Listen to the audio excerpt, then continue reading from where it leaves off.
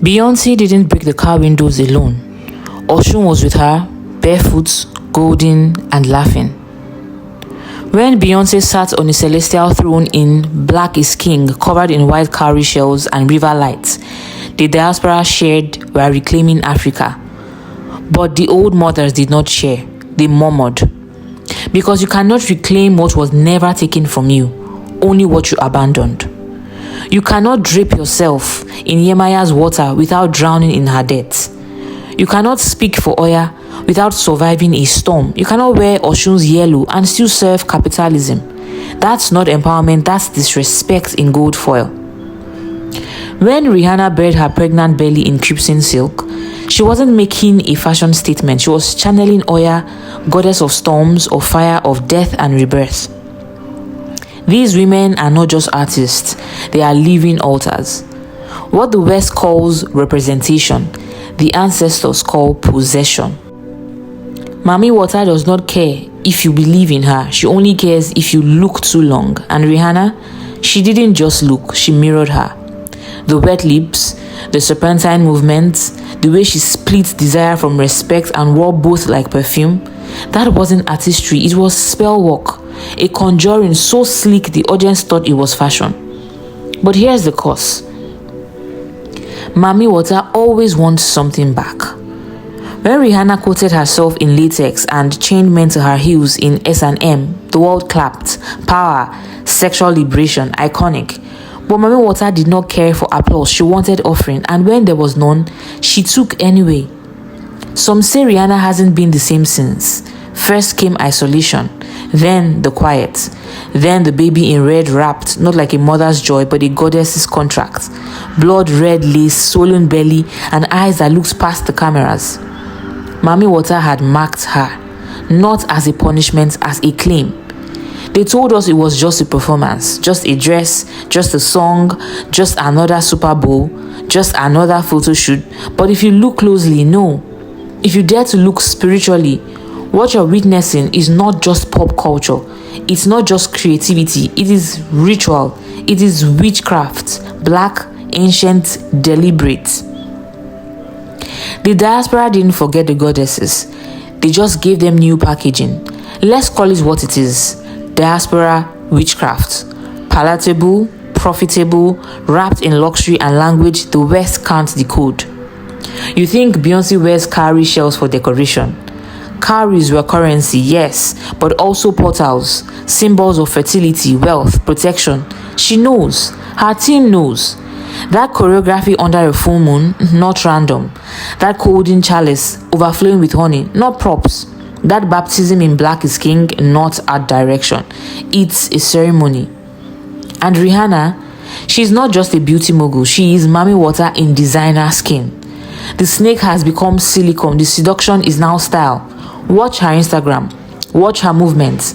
She doesn't sell makeup. She sells invincibility. She sells possession. She walks like someone who knows she's watched by the spirit world and adored. Here's what makes it more terrifying. The world claps.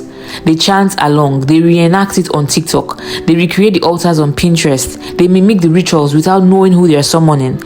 The sacred has become spectacle. The ancient has become algorithm. People don't know that when they hum "You Won't Break My Soul," that they are singing an invocation to Oya, goddess of endings, of revolutions, of collapse and rebirth. They don't know that when they repost Rihanna in red, pregnant and glowing, they are sharing a fertility rite, not imagined, not metaphorical, real. And the goddesses, they are watching. They see that their names are rarely spoken, but their symbols are everywhere. Crescent moons, gold dust, honey, water, wind, blood red lips, snake tattoos, beads. Their aesthetic is the invocation.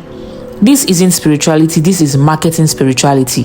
This isn't worship, this is mass ritual with lightning and sound production.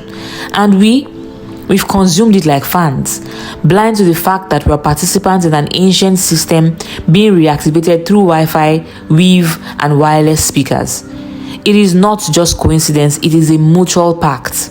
The women become vessels, the goddesses remain relevant. Oshun's sweetness sells millions of records. Oya's wrath becomes the anthem of burnout culture. Yemaya's womb is rebranded as fertility, self-love, and ocean blue maternity shoots. Mami Wata. She thrives in chaos. The more misunderstood, the stronger she becomes. The exchange is simple. You give the goddess your platform, she gives you magnetism. You give her your body, she makes you unforgettable. But don't get it twisted. The goddess always takes more than she gives. Rihanna knows, so does Beyoncé. So do many women you never hear about. Singers who vanished, dancers who drowned in their own reflection, influencers who flirted with divinity and couldn't carry the weight.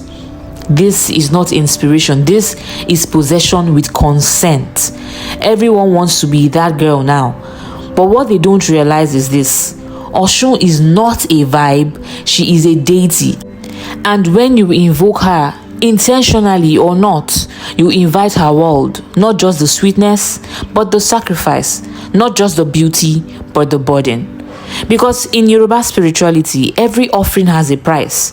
You do not touch Oshun's symbols without being prepared to walk her path. And her path is not for the weak. You want to know why some women start to unravel after tapping into goddess energy? Because they opened a door and didn't ask who guards it. Because they borrowed Oshun's honey without learning her iron. Because they called a river and expected it to behave like a spa. But the river remembers, and once she knows your name, she may never stop watching. They thought it was just aesthetics, copper bangles, windswept hair, a storm emoji in their Instagram bio, channeling Oya energy, they said, as if Oya were a brand they could wear. And so she came, not with flowers, but with a whirlwind. You see, Oya does not tolerate play power. When you speak her name, you're not just borrowing her thunder, you're knocking on the gates of transformation, and she always answers. Some of them found out the hard way.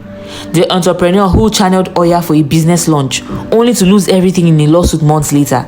The influencer who posted graveyard selfies with Oya's hashtags, then ended up buried under depression she couldn't name. The dancer who claimed to move like Oya in her viral TikToks, only to find herself in a car wreck on a rainy night spinning out of control. Coincidence? Maybe. But the old women in Ibadan would say, that is what happens when children call spirits they were never meant to carry. Uninitiated power is dangerous. It is like wearing a king's crown with no kingdom, like lighting a sacred fire and walking away without watching what it burns. These goddesses are not metaphors, they are living systems of force. You do not wrap yourself in their names without wrapping yourself in their consequences. So now, there is a quiet reckoning happening. Some have retreated, silenced their divine feminine posts, deleted the hashtags, gone back to Christianity, or nothing at all, while some dig deeper. But what they do not know is that when you summon these ancient forces, Oshun, Oya, Yemaya, Mami Wata, or any goddess of blood and bone, they will show up, not as accessories, but as tests, as initiation. And if you are not ready, if you are not rooted, then what you called will answer, and what answers might consume you whole.